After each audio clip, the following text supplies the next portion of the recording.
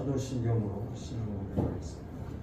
전능하사 천지를 만드신 하나님 아버지를 내가 믿사오며 그 외아들 우리 주 예수 그리스도를 믿사오니 이는 성령으로 잉태하사 동정녀 마리아에게 나시고 본디오 빌라도에게 고난을 받으사 십자가에 못 박혀 죽으시고 장사한 지 사흘 만에 죽은 자 가운데서 다시 살아나시며 하늘에 오르사 전능하신 하나님 우편에 앉아 계시다가 저리로서 산자와 죽은 자를 심판하러 오시리라. 성령을 믿사오며 거룩한 공예와 성도가 서로 교통하는 것과 죄를 사하여 주시는 것과 몸이 다시 사는 것과 영원히 사는 것을 믿사옵나이다. 아멘. 384절.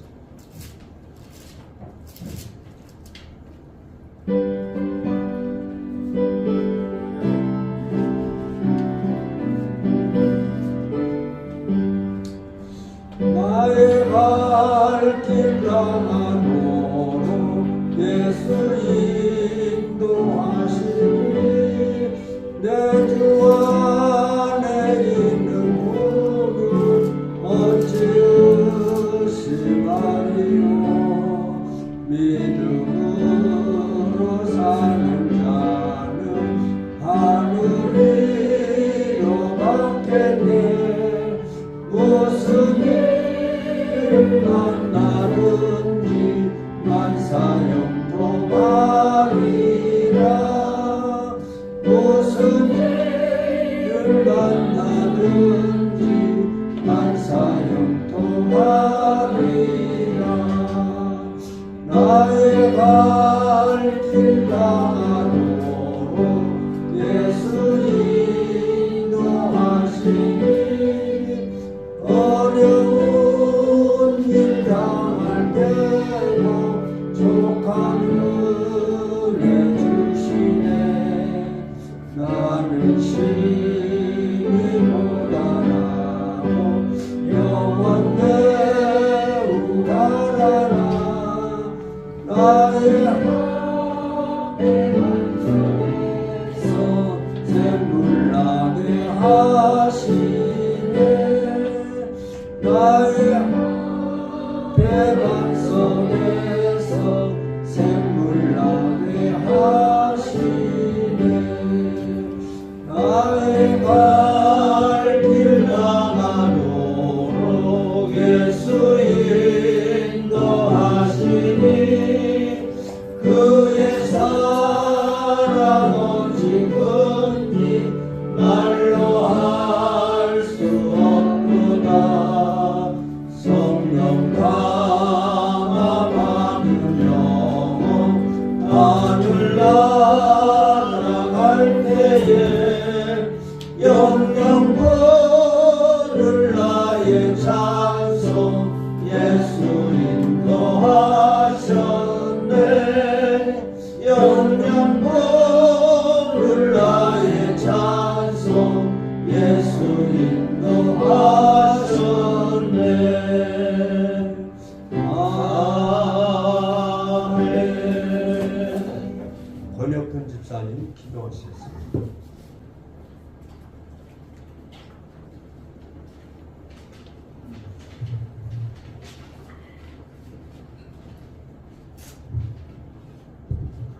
네, 기도하겠습니다.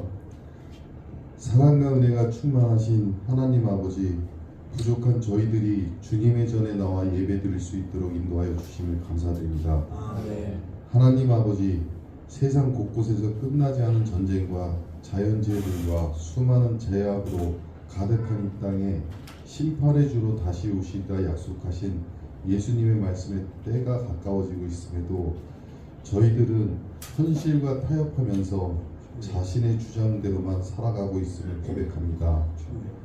저희의 죄악을 용서하여 주시옵고 이 어지럽고 혼란한 시대에 오직 성령의 도우심만이 우리가 살아갈 수 있음을 있는 길임에 알게 하시고 깨닫게 하셔서 말씀대로 살아가는 저희들이 되게 하여 주시옵소서. 아멘.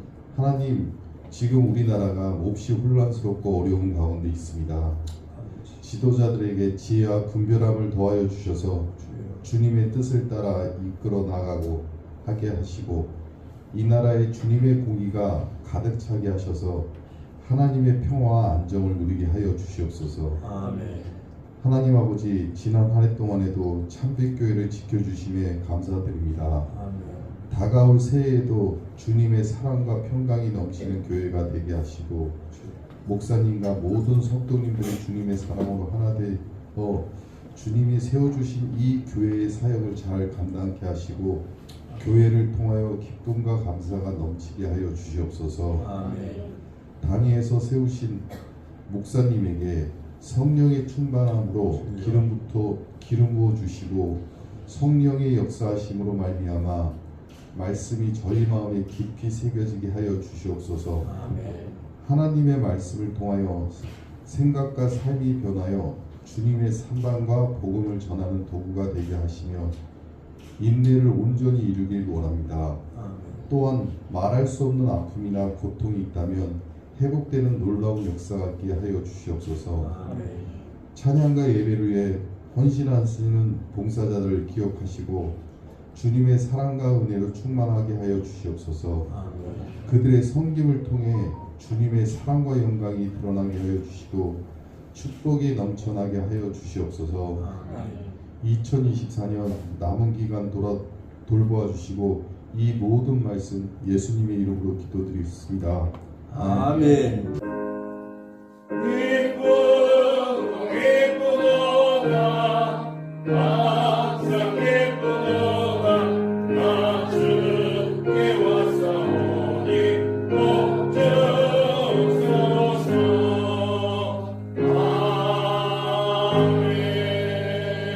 하나님 말씀은 누가복음 12장 13절에서 21절까지 교독하시겠습니다. 무리 중에 한 사람이 이르되 선생님, 내 형을 명하여 유산을 나와 나누게 하소서 하니 이르시되 이 사람아 누가 너를 너희의 재판장이나 물건 나눈 자로 정하느냐 하시고 그들에게 이르시되 삼가 모든 탐심을 물리치라.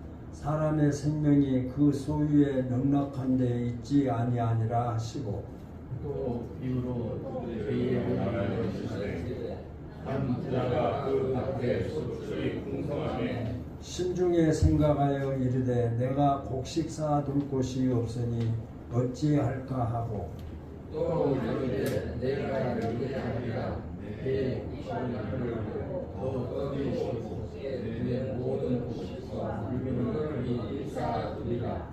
또 내가 내 영혼에게 이르되 영혼아 여러 해 쓸 물건을 많이 쌓아두었으니 평안히 쉬고 먹고 마시고 즐거워하자 하리라 하되 하나님은 이르시되 어리석은 자여 원하면 내 영으로 저주시니 그러면 너희의 위한 것이 주의 것이 하셨으니 자기를 위하여 재물을 쌓아두고 하나님께 대하여 부요하지 못한 자가 이와 같으니라.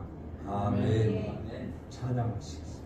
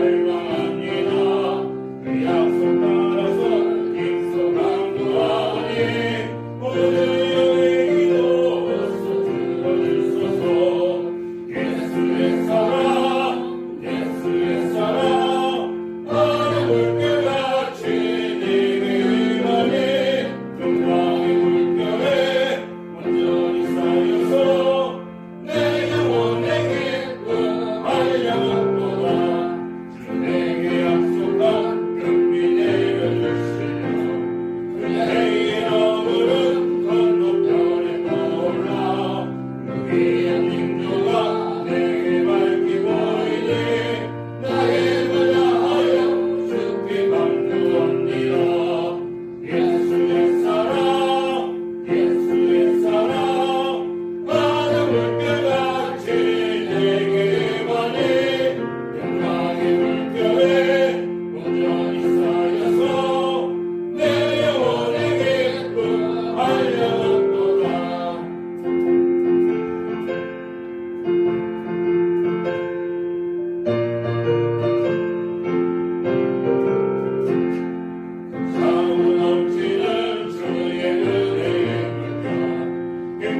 하나님의 여와 내게 만족합니다. 오 할렐루야로 주 찬송하오니 내 맘의 기쁨이 찬송 충만합니다.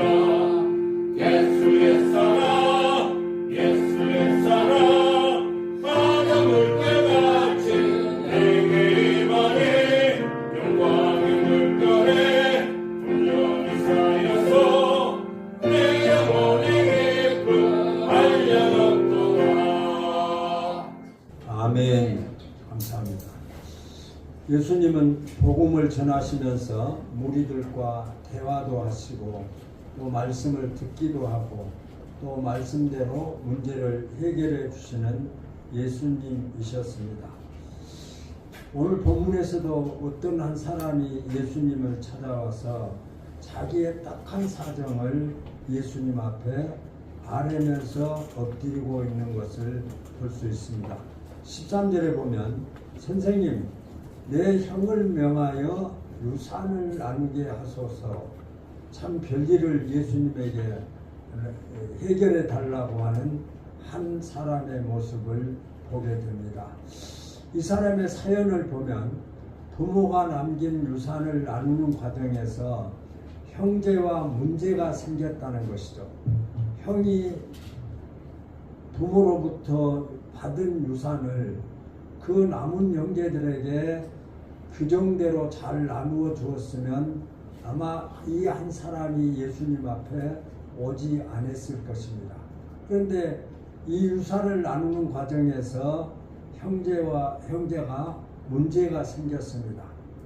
아마 자신들도 이 문제를 해결하기 위해서 여러 가지 방법으로 해결하지 않았겠습니까? 찾아가서 상의도 해보고 타협도 해보고 또 여러 가지로 얘기를 해봤어도 그 문제를 해결하지 못했습니다. 그래서 이 한 사람이 예수님에게 찾아온 것이 사실입니다. 만약 그 문제가 자기들끼리 원만하게 해결했다고 한다면 이 사람은 예수님께 와서 자기의 형에게 유산을 나누어 달라고 하는 그런 부탁을 하지 않았을 것입니다. 예나 지금이나 유산, 돈에 대한 문제를 원만히 해결하는 것은 그렇게 쉽지 않습니다. 작다고 쉬운 것도 아니고 많다고 또 어려운 것도 아닌 것도 사실입니다.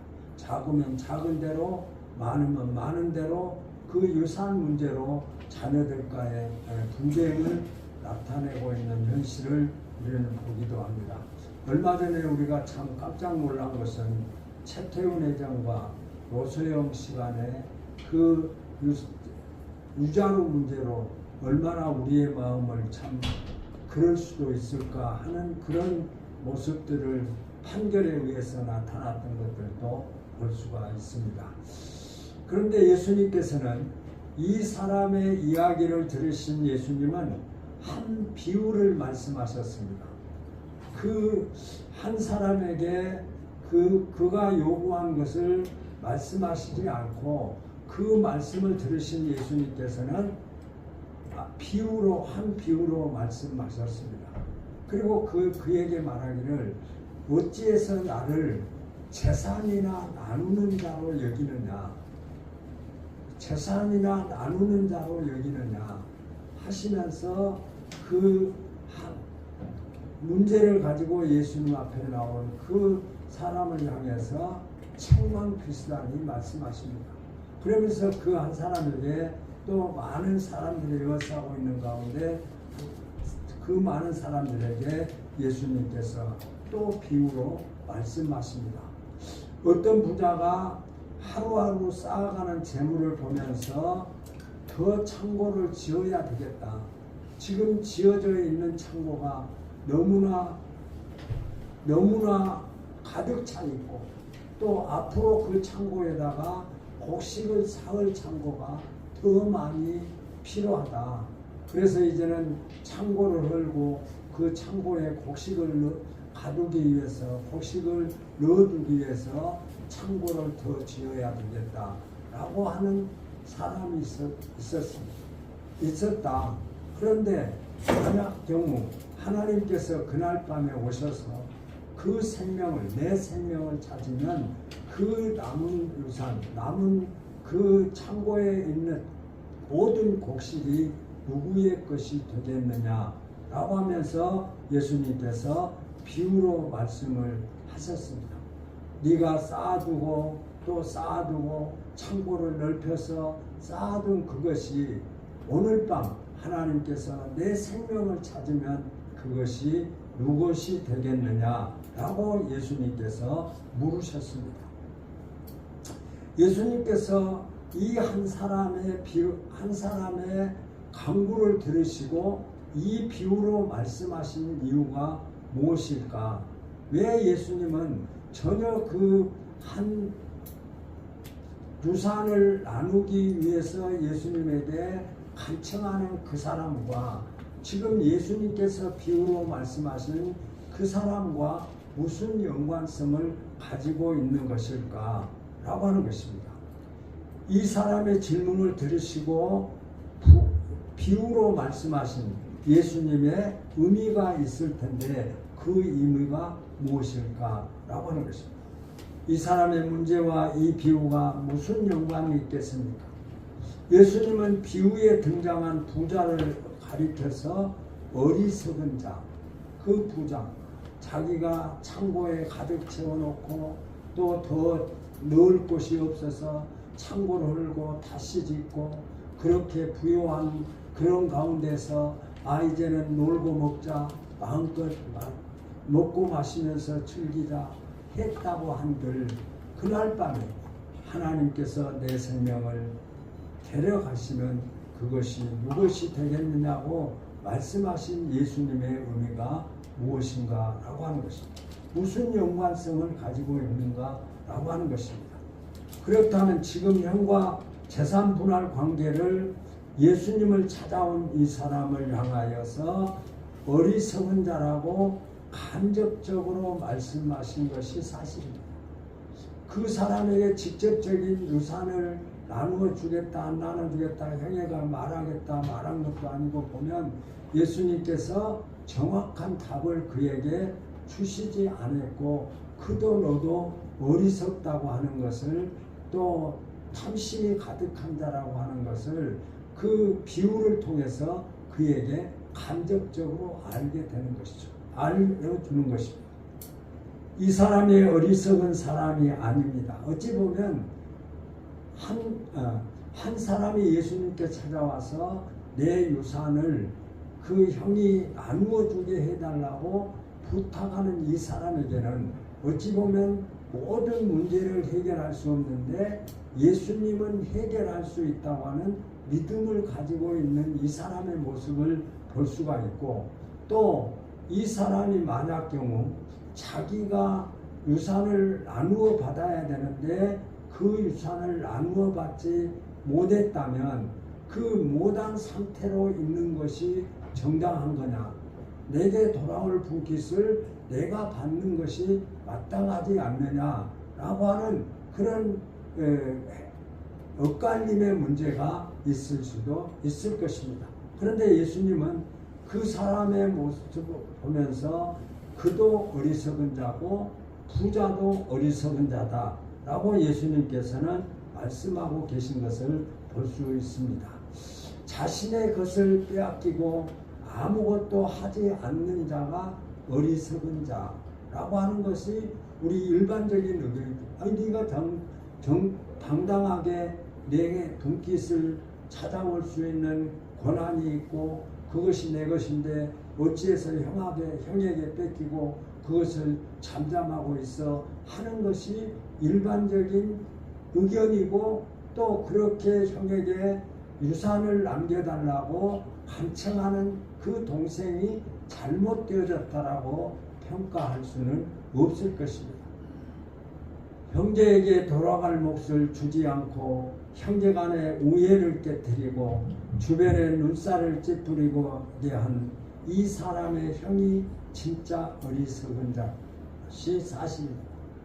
속 시원한 판결을 기대했던 이 사람과 안타까운 사정을 듣고 어찌 그럴 수가 있는지 형을 향하여서 훈계하던 주변 사람들은 예수님의 어리석은 부자의 비유를 듣고 어떤 생각을 했을까? 아마 주변 사람들은 그 상황을 안다면 형을 향해서 아니 형이 그럴 수가 있느냐?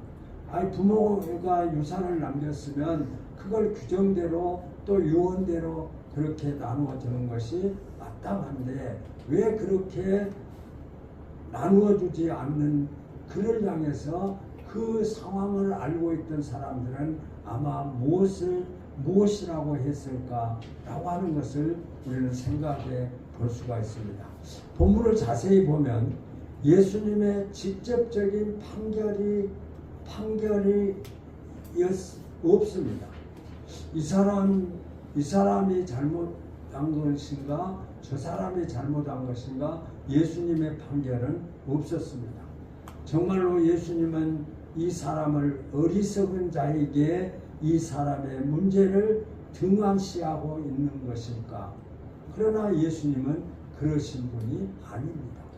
속내를 알고 있고 그 근본을 알고 있고 원인을 알고 있어서 그 모든 문제를 해결해 주셨기 때문에 지금까지 예수님에게 어떤 문제를 가져와서 그 문제를 해결받지 못한 사람이 없고 그 문제가 해결되지 않아서 예수님을 한 번 찾아왔다가 또 두 번 찾아오는 그런 예수님은 아니셨습니다.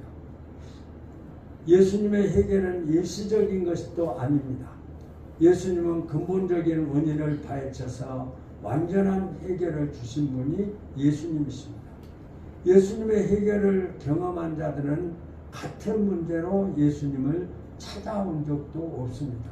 지금 예수님은 이 사람의 문제가 무엇인지를 지적해 주신 거죠.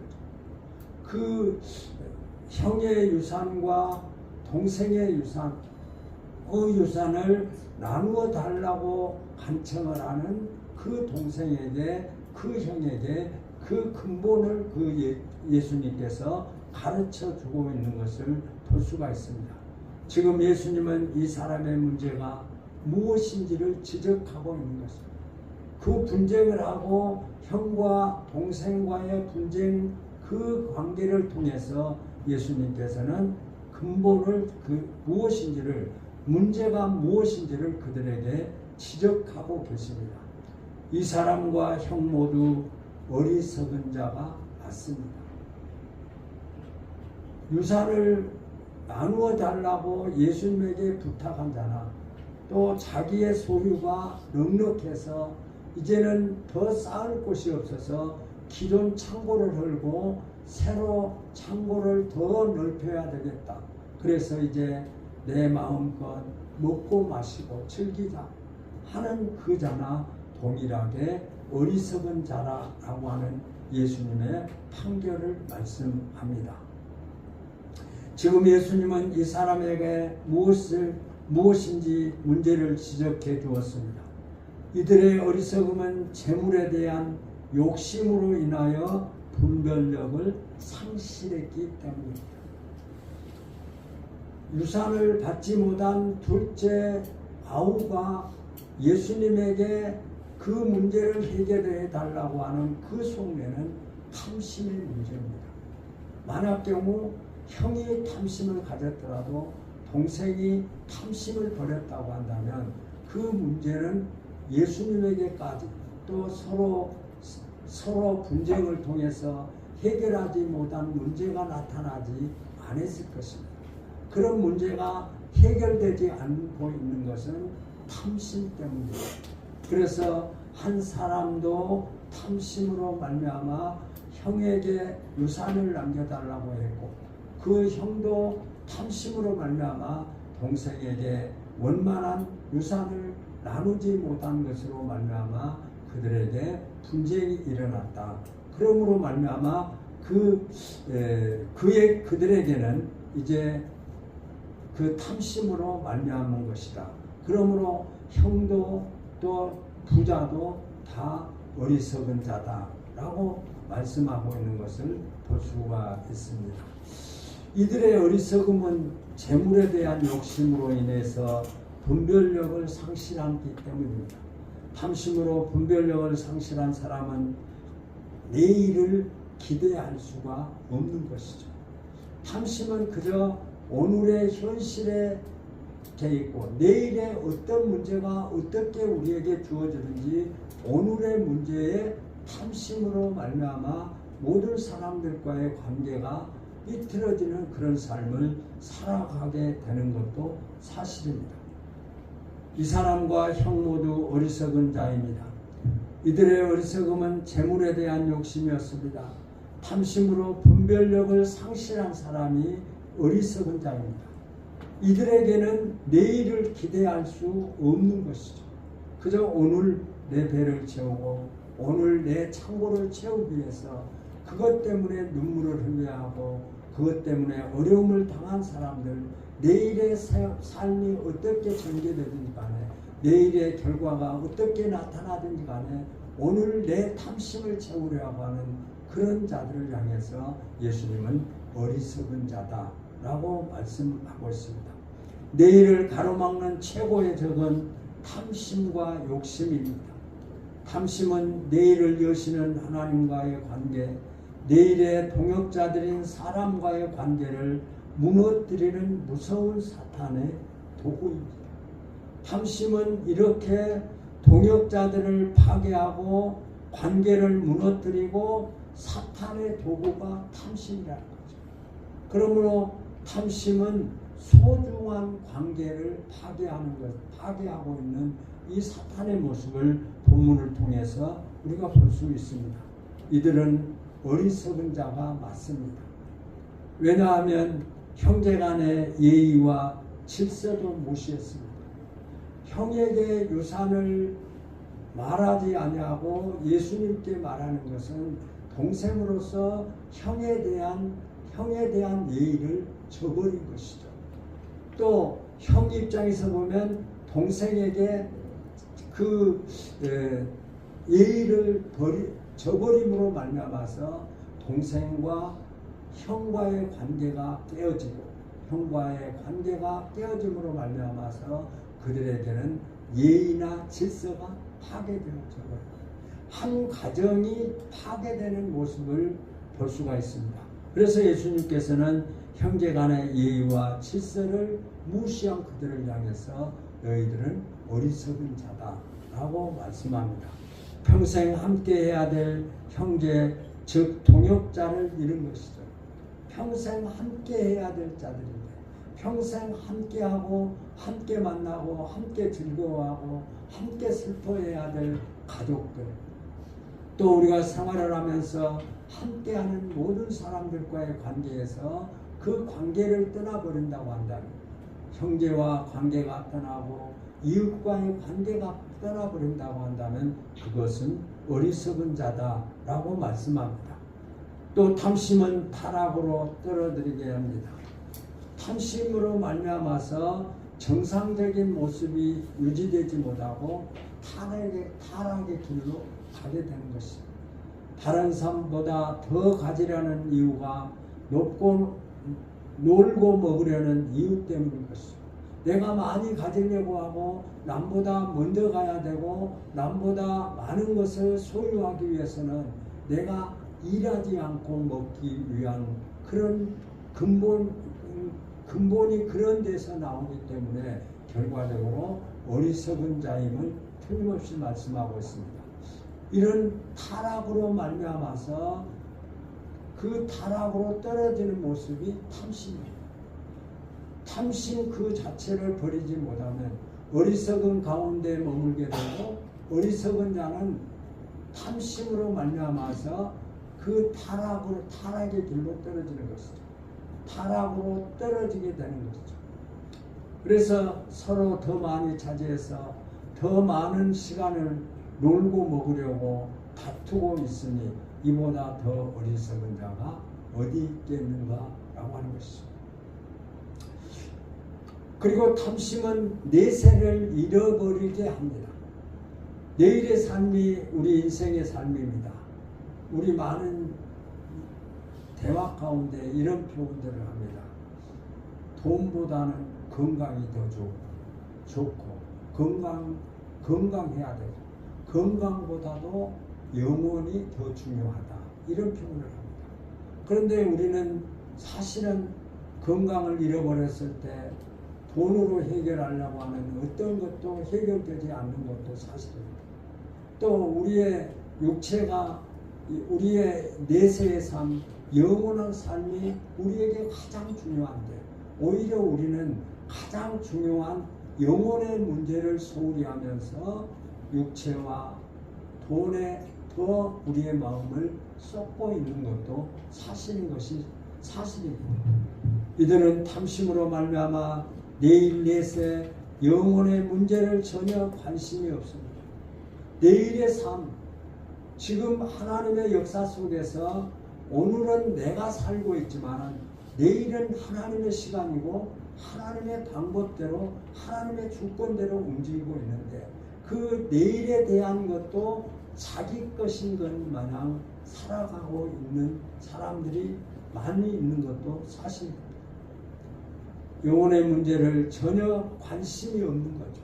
내일의 문제는 관심이 없어요. 오늘 내 욕심 챙기고 오늘 내 만족을 누리고 살아가는 것 거기에 집중하면서 영혼을 외면하고 살아가는 현실의 모습도 볼 수가 있습니다. 돈 때문에 자신의 영혼이 내일 어떻게 되든지 전혀 관심이 없었어.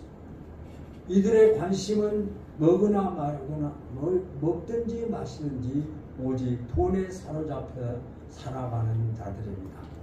탐심이 자신의 생명이 죽어가는 것도 분별하지 못하게 하는 것. 탐심이 자기의 죽어 그 영혼이 그 결과가 어떻게 되어지는지도 알지도 못하면서 그저 먹고 마시는데 또 취하고 누리는데 급급하면서 살아가게 된다라고 합니다. 그러므로 내세가 없는 거죠. 탐심에 사로잡히면 내세가 없는 거죠. 탐심에 사로잡힌 자는 내세를 생각할 수도 없고 잊어버리게 된다라고 하는 것입니다. 그러므로 예수님의 판결을 우리는 주목해야 됩니다. 예수님이 한 사람이 예수님께 찾아와서 형제와 나누게 유산을 나누게 해달라고 하는 그 사람들, 또 자기가 부여해서 창고에 쌓아둘 것이 없는 넉넉함으로 있는 그 사람도 동일하게 예수님의 판결은 어리석은 자라고 말씀하고 있습니다. 사람은 그가 가진 소유로 결정되는 것이 아닌 것이 우리는 다 알고 있습니다. 내일을 여시는 하나님과의 관계임을 놓치지 말아야 됩니다. 저와 여러분이 살아가고 있는 현재의 모습은 내일 하나님과의 관계를 맺고 살아 내일을 여시는 하나님과의 관계 속에서 살아가고 있는 것이 우리 인생임을 우리는 잊지 말아야 됩니다. 그래서 예수님께서는 그 어리석은 자들을 말씀하시고 있는 것이죠. 그래서 사랑하는 성도 여러분, 오늘 우리 주변에도 이와 같은 어리석은 자들이 한둘이 아닌 것이 사실입니다. 탐심과 욕심을 버리지 못하고 돈에 대한 집착으로 모든 것을 잃어버린 자들이 얼마나 우리 주변에도 많이 있습니다. 그의 주변에는 늘 돈에 대한 분쟁이 계속되고 있습니다. 내일을 생각지 아니하고 이웃을 생각지 아니하고 자기 욕심만을 생각하는 사람은 그저 모든 사람들과 분쟁의 관계만 일어나고 또 그 관계 속에서 이웃과의 관계가 파괴되어지는, 그리고 하나님께서 내일을 여시는 하나님과의 관계가 끊어지는 그런 삶이 살게 되는 것을 말씀합니다. 그는 많이 가지고 누리면서도 늘 부족하다고 생각합니다. 저와 여러분이 주신 것, 하나님께서 내게 주신 것보다도 더 가지려고 하는 것, 내가 하나님이 나에게 주신 것에 만족하지 못한 것, 그것이 욕심이고 탐심이죠. 내게 주신 것 안에서 감사하고 내게 주신 것을 통해서 이웃을 사랑하고 내게 주신 것을 통해서 하나님의 역사를 이루는데 헌신하고 충성하는 것이 내일을 여시는 하나님과의 관계가 유지되는 것인데, 그것이 끊어지고 외면되어지는 것은 결코 우리가 하나님과의 관계가 원활히 내일을 여시는 하나님과 그 관계가 연결성이 끊어진다라고 하는 것도 우리는 깨달아 볼 수가 있습니다. 그는 자신이 원하는 것을 차지하기 위해서 형제와 부모도 상관없다고 합니다. 우리는 많은 그런 방송을 통해서 그 유산의 문제로 말미암아서 아버지를 살해하고 또 자녀를 살해하고 이런 일들이 우리 주변에서도 일어나고 있고, 또 믿음의 사람들에게도 이런 문제들이 계속되어져서 법정에 고소가 되어서 아버지와 자식이 또 형제와 형제가 그 재산 문제로 말미암아서 재판을 걸고 그 재판의 결과에 따라서 또 얼마나 많은 불편함을, 만약 재판에 이르기까지 한다면 그 형제와의 관계는 이제는 영원히 끊어지고 말 수밖에 없는 것일 것입니다. 그의 주변 사람들은 이 사람으로 인하여 상처와 아픔이 마를 날이 없습니다. 하지만 오직 자신만을 위할 뿐 주변 사람들에게 전혀 안심이 없다는 것이죠. 왜 그 돈 많은 사람에게 창고가 차고 넘치고 있는 그 사람에게 어리석은 사람이라고 했을까? 그것은 주변에 있는 사람들을 돌아보지 않았기 때문임을, 자기 배만 채우고 자기 창고만 채우기를 원했던 자임을 우리는 볼 수가 있습니다. 더 큰 문제는 믿음의 사람들에게도 너무 많이 있다고 하는 것을 우리는 잊어서는 안 될 것입니다. 그렇다면 지금 저와 여러분의 삶은 어떤 삶을 살고 있을까? 나는 지혜로운 사람인가? 나는 어리석은 사람인가? 라고 하는 것을 우리 자신을 돌아볼 수 있는 말씀입니다. 이제는 욕심을 버리고 주변을 돌아보아야 할 때입니다. 탐심을 버리지 못하면 어리석은 자라고 했습니다. 어리석은 자라고 하는 말은 참된 가치가 어디에 있는지를 알지 못하는 것이죠. 내 가치가, 내 인생의 가치가 어디에 있는지를, 탐심에 있는지 내세에 있는지 이 자체를 모르는 자가 어리석은 자라는 거죠. 자기가 물질을 가지고 그 물질을 어떻게 물질의 많고 적음이 아닙니다. 많으니까 많은 사람이 넉넉하게 내야 되고 작은 사람은 작게 내고, 그것이 아닌 것을 우리는 잘 알고 있습니다. 예수님께서는 엽전 2푼 바치는 그 여인을 향해서 예수님은 칭찬했어요. 이 여인이 연보를 가장 많이 했다라고 말씀하셨습니다. 그러므로 말미암아 문제의식이 없습니다. 탐심이 가득하면 어떤 문제의식이 없어요. 주변 사람들의 아픔이 생각나지도 않고, 그들의 아픔을 보면서도 마음에 그 아픔을 느끼지 못하는 문제의식을 갖고 있지 않는다는 것이죠. 자신이 지금 잘못하고 있고 자기가 문제를 가지고 있으면서도 그 문제를 가지고 있다고 하는 것을 탐심에 가득 차 있으면 그 문제의식을 느끼지 못한다라고 하는 것입니다. 문제의식이 없습니다. 예수님은 이런 자들이 하나님께도 버림을 받을 수 있다고 하는 것을 우리에게 경고하고 있는 것을 볼 수 있습니다. 우리는 성경에서 많은 것을 볼 수 있습니다. 그 오른쪽에 있는 자들을 향해서 예수님이 말씀합니다. 내가 배고플 때에 먹을 것을 주었고, 내가 목마를 때에 마실 물을 주었고, 내가 어려움을 당할 때에, 옥에 갇혔을 때에 나를 돌아보았고, 그때 그 오른쪽에 있는 사람들이 예수님을 향해서, 예수님, 우리가 언제 예수님이 배고플 때에 먹을 것을 주지 아니했고 물을 주지 아니했고 내가 왜 그렇게 한 적이 없습니다 라고 했어요. 예수님께서 말씀하십니다. 지극히 작은 소자에게 하는 것이 곧 나에게 하는 것이다 라고 예수님께서 말씀하셨습니다. 이제 우리는 더 어리석은 자의 삶을 살지 않아야 됩니다. 이제는 우리는 예수님께서 말씀하신 탐심의 어리석은 자가 되지 않아야 합니다. 분별력을 잃게 하십니다. 주변 사람들은 손가락질을 당해도 전혀 의식하지 않습니다. 많은 사람들이 그 사람을 향해서 탐심을 향해서 그들을 향해서 말을 주고받고 있지만 전혀 그것을 느끼지 못하고 의식하지 못하며 살아가는 사람입니다.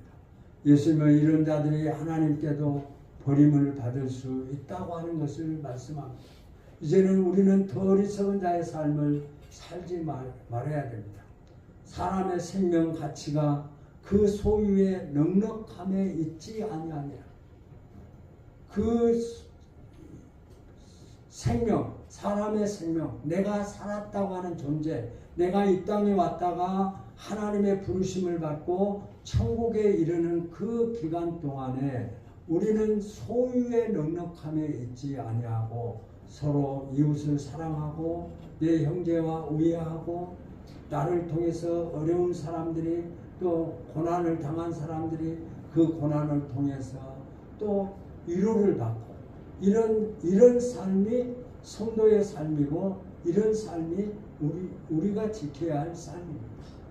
그래서 서로 사랑하라. 내 이웃이 배고플 때 먹을 것을 주고 목마를 때 마실 물을 주라고 우리에게 말씀하셨습니다.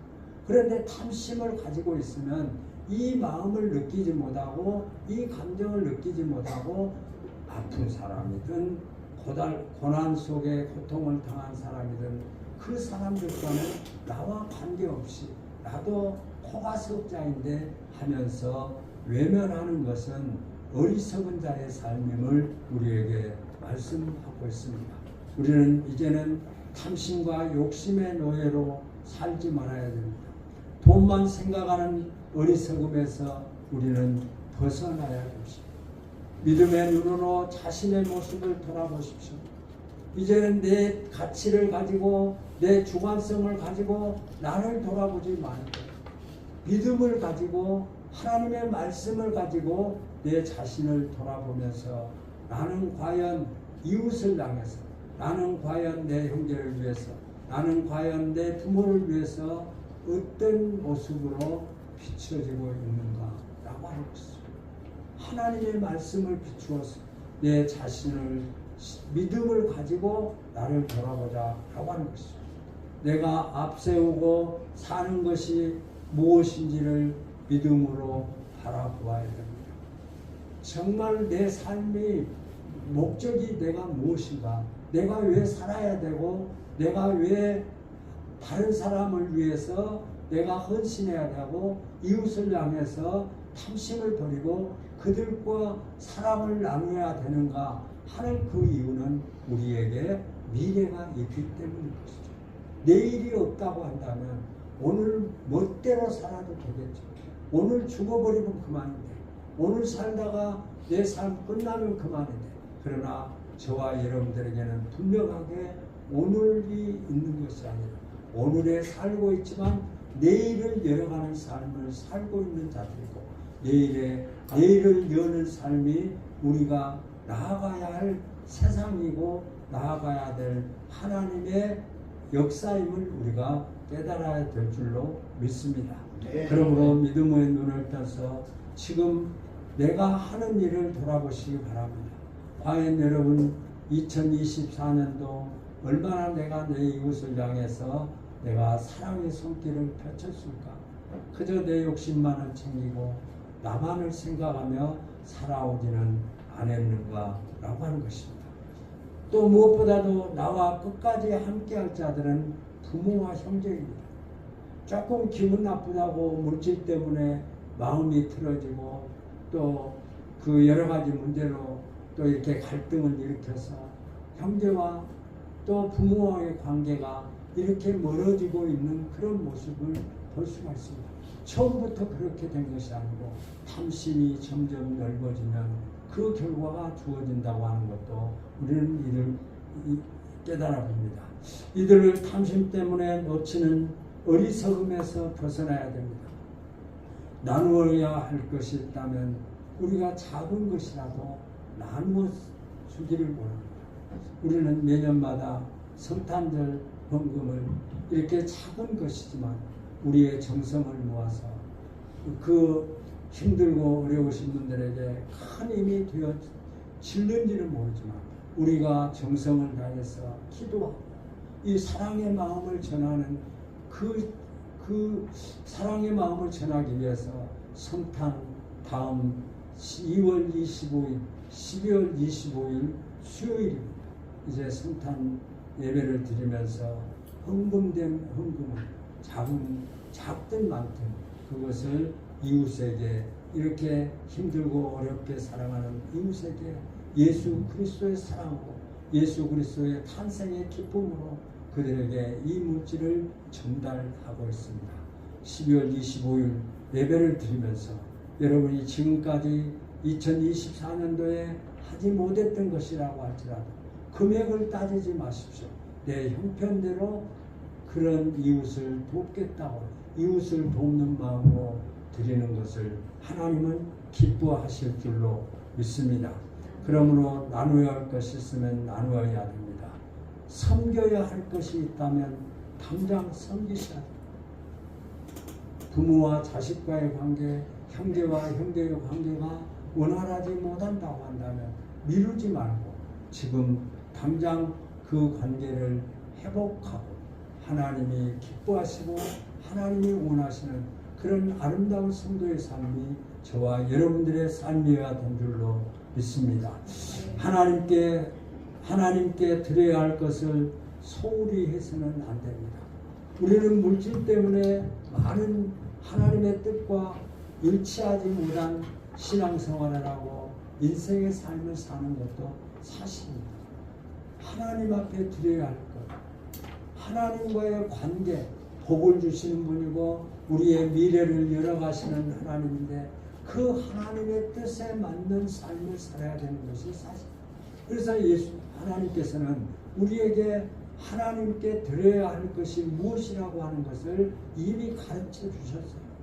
우리가 하는 것이 아니라 하나님이 우리가 구원받은 성도가 이 땅을 살아가면서 먹고 나누고 행복을 누리고 풍성함을 주시고 건강을 주시고 하는 이 건강 모든 하나님의 조건 속에서 살아가는 자들에게 하나님 앞에 드려야 할 것이 무엇이라고 하는 것을 이미 성경을 통해서 우리에게 말씀해 주셨어요. 그래서 우리는 기쁠 때도 즐거울 때도 또 하나님의 영광을 위해서 하나님의 뜻을 이루기 위해서 하나님 앞에 물질을 드리면서 또 하나님의 축복을 받고 더 많은 것으로 하나님 앞에 영광을 돌리며 살아가는 삶이 성도의 삶입니다.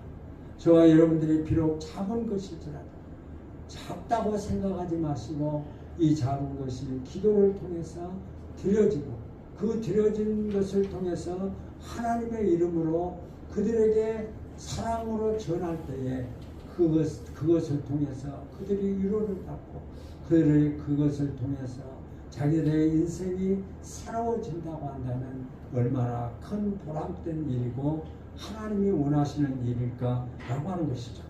하나님과의 관계를 지속하면 반드시 하나님께서 성경에도 반드시 축복해 주시겠다 약속해 주셨습니다. 그러므로 물질로 실패하지 말고 물질로 성공하는 삶을 2024년도에 성탄 예배를 통해서 우리의 이런 아름다운 사랑을 전하는 사랑을 드리는 저와 여러분의 삶이 되시기를 예수님의 이름으로 소원합니다. 네.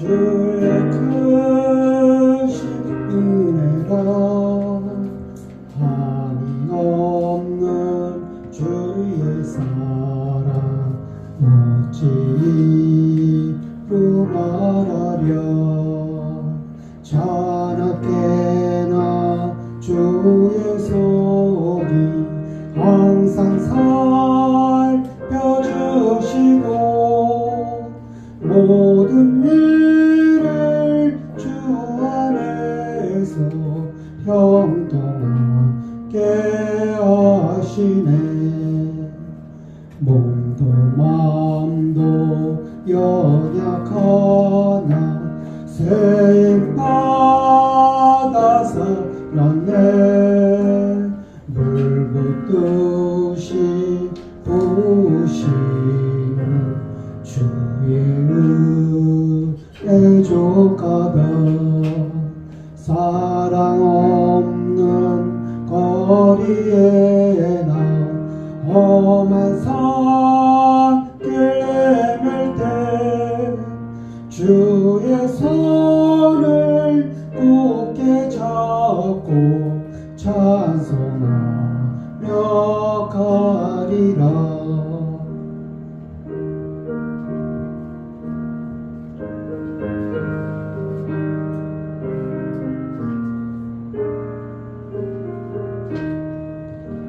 주님 다시 배올 날이 날로 다가가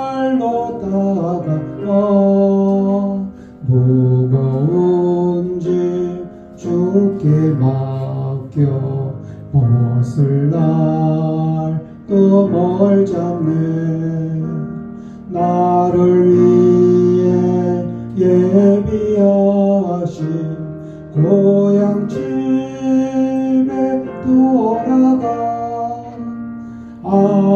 아버지의 품 안에서 영원토록 살리라 아멘. 감사합니다.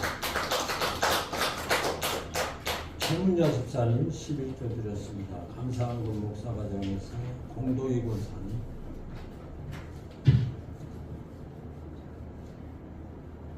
최문자 집사님, 강정숙 집사님, 이은주 집사님, 건축원, 강대희 집사님, 건축원, 선경원금, 안경배 집사님, 주정원금, 목사가 사모원으로 데려갔고, 이정식 집사님, 박정희 권사님, 우봉구 집사님, 이은주 집사님, 안경배 집사님, 최재욱 집사님 되었습니다.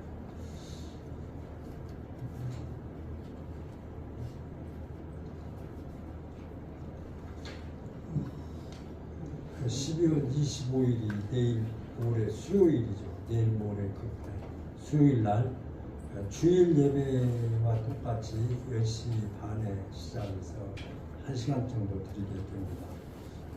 시간도 잘 조정하십니다. 예수님 생일 축하해야 되지 않겠어요? 예수님 축하받으려고 오셨는데 축하하지 않을까 해서 서운하실 거예요. 그래서 꼭 오셔서 함께 축하하고 또 설교 시간에도 말씀을 드린 대로 우리 또 이렇게 한번 어려운 분들 돕는 마음으로 이렇게 물론 다 어렵고 힘들지만 이렇게 사랑을 나타내는 그런 아름다운 물질로 사용될 수 있도록 협조해 주시기 바랍니다. 그 작년에도 아마 성탄절을 마치고 식사를 하신 것 같은데 식사를 그때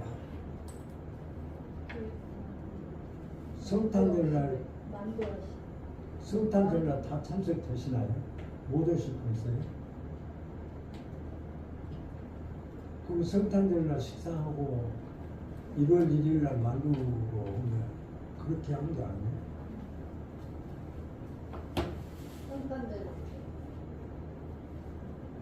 그럼 성탄절 만두 드시고 1월 1일날 성보용신 예배 마치고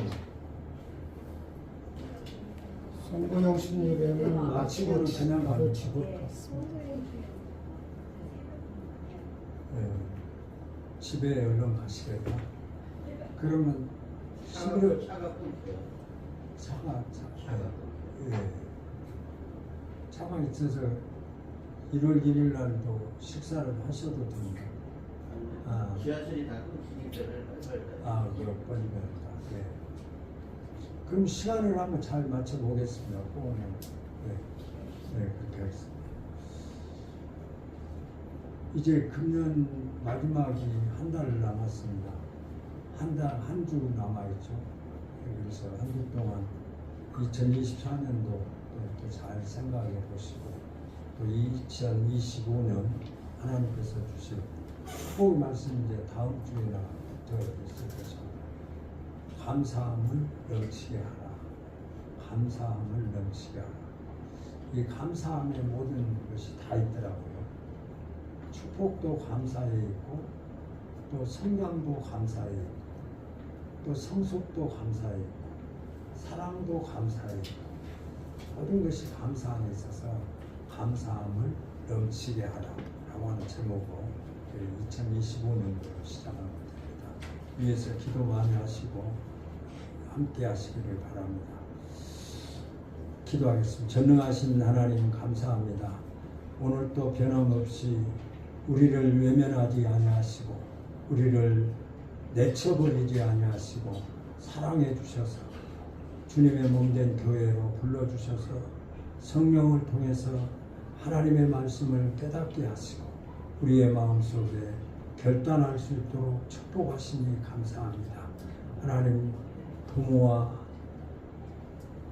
아름다운 관계를 파괴하는 탐심에 매이지 않게 주님이 지켜주셔서 우리의 삶 속에 우리의 생활 속에 하나님의 은혜가 넘치는 삶으로 함께해 주옵소서. 이 시간 주님 물질을 주님 앞에 드립니다. 드리는 손길 위에 축복하시고 우리 성도들 2024년도에 또 이 모양 저 모양 어려운 가운데 있었지만 지켜주시고 함께해 주셔서 여기까지 인도해 주시고 2025년도를 바라볼 수 있도록 인도해 주신 하나님 감사합니다. 하나님의 가정에 물질의 어려움 없게 하시고 일용할 양식이 부족하지 않게 하시고 건강에 어렵지 아니하도록 지켜주셨음을 감사합니다. 하나님 우리 모두가 하나님의 아름다운 도구가 되어서 하나님을 찬양하고 하나님 앞에 예배하는 데 부족하지 않도록 축복해 주옵소서. 하나님 연약한 성도들이 있습니다. 건강으로 지켜주시고 강건케 해 주옵소서. 하나님 내일을 여는 하나님의 역사에 동참하는 자들이 되게 하시고 탐심을 버리고 하나님 물질로 말미암아 하나님 앞에 복을 누리지 못하는 자가 아니라 하나님 물질을 통해서 하나님 앞에 복을 받는 하나님의 사람들로 축복해 주옵소서. 이제는 우리 주 예수 그리스도의 은혜와 하나님의 만국하신 사랑하심과 성령님의 역사하시기 물질을 통해 하나님이 주신 축복을 누리고 이 세상에 살아가면서 일용할 양식 때문에 이 어려움 당하지 않기를 소원하며 또 이 나라 이 백성 위에 온 세계 만민들 위해 하나님을 섬기는 하나님의 사람들 머리 위에 이제로부터 영원토록 함께 되실지어다. 아멘.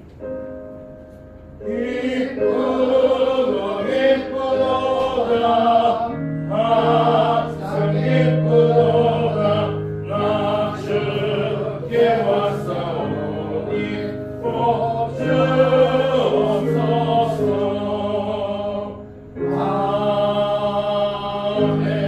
아멘. 감사합니다. 내일을 열겠습니다. 내일을 뵙겠습니다. 아멘.